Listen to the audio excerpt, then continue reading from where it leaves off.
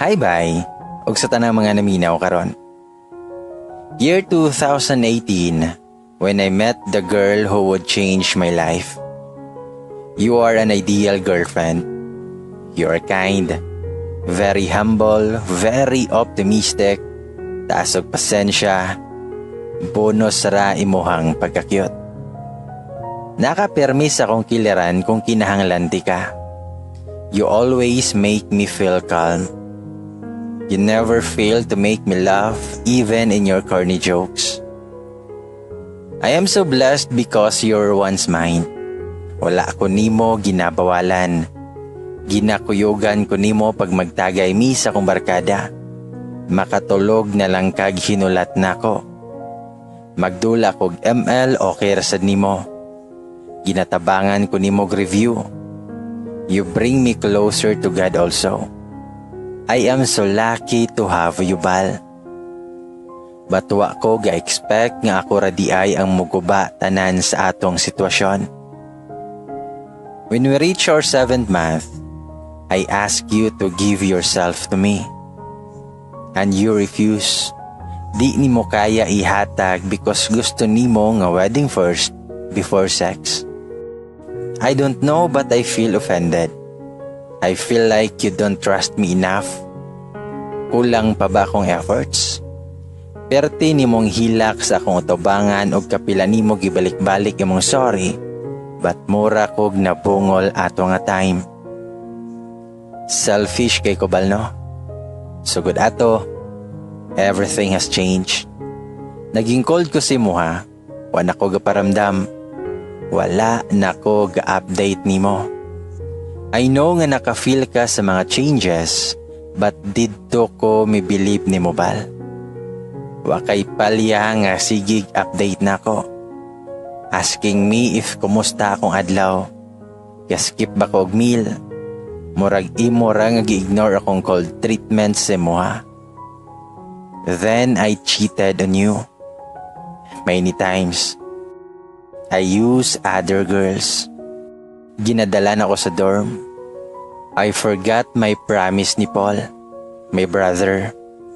She liked Isa first but he set aside his feelings for the sake of my happiness. Pero naguba na ako akong promise ni mo. Na I will always be faithful to you and I will never break your trust. Nalimot ko anak tanan. Time flies so fast, antada. It's our anniversary. Naabot na lantag 1 year na cold kay ko nimo, pero grabe imong pasensya. Wala gihapon ka ni give up na ako. Anniversary na to pero wala ko ga-effort nimo. Wala ko ibalak mag-celebrate. Wala ko ni-greet. Wala ko nagparamdam. Nagtagay rami ko'y akong barkada ang Chloe. Akong kabet. Chloe and I decided na muli mi sa dorm nako. But I was surprised pag-abot na mo kay Naaka. With cake, balloons, and everything. I was shocked. I thought you are mad. Then you saw Chloe. I saw pain in your eyes but nakuha gyapon nimo nga mo smile sa iyaha. Umingon ka. Nga hi, I'm Iza. Dormmate kang Rex? I don't know if manhid ba ka or gapabuta-bungol rajud ka. It's very obvious na Chloe is my fling pero murag wala raman ka. Kung ako kang giingnan, Iza go home, gikapoy ko. Pag maingon ka, nga I'm sorry. Sige, balik na lang ko ugma.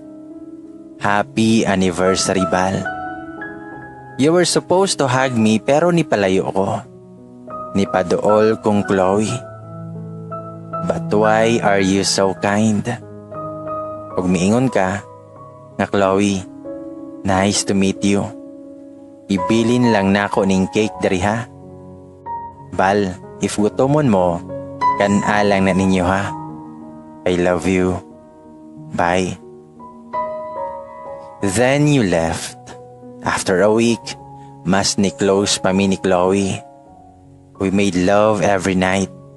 Tanang gusto nako na di kaya Tanang gusto nako na di kaya ihatag ni Iza, niya nako nakitan. Chloe is so much better than Iza. That's what I thought. Then one night, gikan kog iskwilahan ato. Pagulin ako sa dorm, suntok gikan ni Paul ang ni-welcome sa kuha. O giingnan ko niya, naggago ka.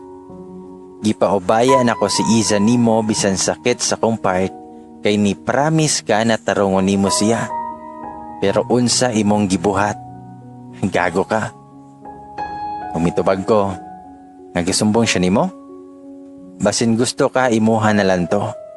Wala na ko'y labot niya. Umitubag si Paul, nga magmahay ra kaunya kuya. Ug unsa ka kabugo, ug unsa imong gisayangan. Human ato nilakaw na si Paul, mura kog nakamata sa kamotuoran ato na time. What happened to us? What happened to me? After that night, I went to Chloe's dorm, and I saw her making out with other man. Wala na kasabot sa akong ma-feel. Mura kog na blanco kadali. Nilakaw ko diritso. That's it. Kabugo juday nako. Gibaylo nako ako ang dream girl sa temporary na uwag. Nibalik ko sa dorm and I tried to contact Iza, pero di na nako siya makontak. Deactivated iyang social media accounts. Nagsugod na kog kulba. Mao na ba ni ang konsekwensya kong kabuang? Motong niuli ko sa mua. Kapatabang kong Paul pero hasta kong isuon suko kay sa kuha. Gichatan ako si El. Kasa ni Iza. Na kung pwede pakaingon si Iza na magkita mi sa may park sila ha. Grabe akong pasalamat na gisipot kong Iza sa park. At first ako kailan niya kay grabe iyahang pagniwang. Pagkakita niya sa kuha, she smiled at me pero iyahang mata is very sad. Mura kog namugnaw ato nga time. She's not the Iza na ako nailhan. I felt guilty because I changed her. The pain that I've caused changed her. Pag maingan si Iza, nga Rex, let's end this. I'm tired. Mitubag ko, ngayaw po anabal. Please magbag-o na ko. Please, stay. Mitubag siya, nga stay Rex. Abi na ko kaya na ko ibaliwala ang tanan nimong gipafeel sa ko pero tawo manday ko. Kapuyon pod. Rex, I know you cheated on me. Pero gisumbatan bati ka? Wala. Kay gatuo ko na mabag-o ka. Kay promise ni mo nako di ba nga di ka mag-cheat? Di ba ingon ka nga dili ka mo pareho sa kong papa? Di ba ingon ka nga di ni mo gubon imong promise ako Every time na gusto na akong mabuhi at ang mga panahon na cold kay ka, I keep on telling myself na no. Be patient. Everything will be okay. Kay lagi, ni promise ka. You know what? I defended you when my friends are telling me that you are not good for me. I defended you when Mama told me that he doesn't like you. I defended you because I believe in you. Pero salamat Japon.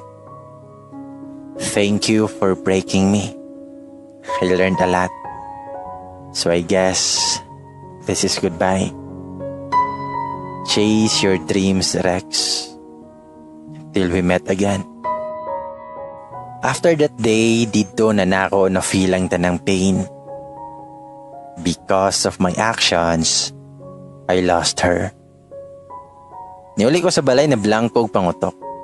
Ni-stay ko sa balay og mga 1 week. Wala akong nagsulod sa akong klase.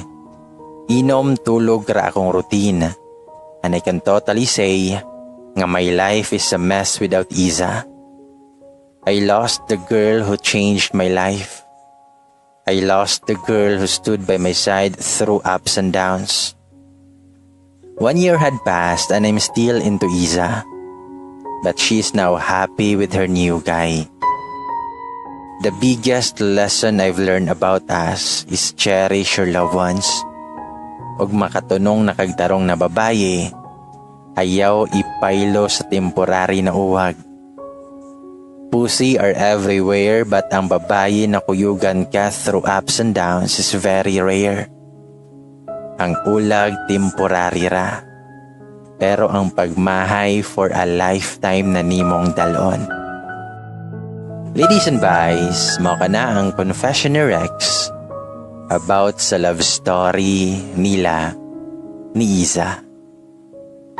Mo nang kabalo na jud ta nga ang pagmahay na adjud sa ulahi kanunay. Mo nang ayaw sa yangi og binuangi ng usa ka tao nga walay laing gibuhat kundi ang panggaon ka og higugmaon ka. Og karon ladies and boys, it's a shout out time sa mga nag-react og sa mga nag-comment sa tuang mga confession. Karon atong basahon ang mga nag-comment sa atong confession nga tarong man siya nga uyab, uwagan lang sad kayo. Hi kang Marian Mendez, sakit kay sender oy. Be strong sender and God bless your family. Naay plano ang Ginoo sender. Basta salig lang jud niya. Ingon si Mitchell Dumaog nga lisod man jud kaayo ang mag-let go sender. Kay siya biya imuhang true love. Pero si God man jud ang nakabalos tanan. Keep fighting lang para sa mga anak nga mahil ra kapuhon. Og hi pod kang Chin de la Cruz, pa shoutout po from Kuwait. Hi kang Pretty Akira. I don't know what to say sender because I don't know the feeling na may mawagtangan og bana. All I can say sender is laban lang para sa inyong mga anak and always pray. And also hi pod kang Silive Ollies and also kang Shara Grace Baran. Sad kayong ending pero naa sila'y happy ending. Lane Abrogina, hi to you there, salamat. Og hi kang Jarel Castillo, keep stronger sender for the sake of your twins. Keep going, I know He's guiding you always from above. And also kang Aida Lapura Mayol, hi to you there, salamat. Stay strong sender para sa mga anak. Michelle Jane Pancho, hi. Claire Dopalco, masakit palagining na akay gihigugma. Unya mamatay kay di naman nimo makita, kay sabuwagan ka kay makita pa man nimo. Rosemay Rosema, hi bye, happy Valentine's. Pakishoutout ko diri sa may Bayawan City, sa may Dumaguete. Salamat. Regine Casilao, thank you kay bye sa pag-shoutout nako. Hi, salamat. Mary Grace Abaw, kasakit. Nagtulo akong luha na minaw samtang naglimpyo. Listening from Hong Kong. Christina Dailander, stay strong sender para sa inyong anak. Salamat kayo sa tanang mga nagsuporta og mga naminaw sa tuang mga confession dari sa tuang YouTube channel. Og ay kalimot, ayaw skip sa ads. Bitaw hantod sa sunod higayon na lang ladies and boys, daghang salamat kaayo sa inyong pagpaminaw. Ako si Bay Gamay Maingon og amping kanunay, love ya.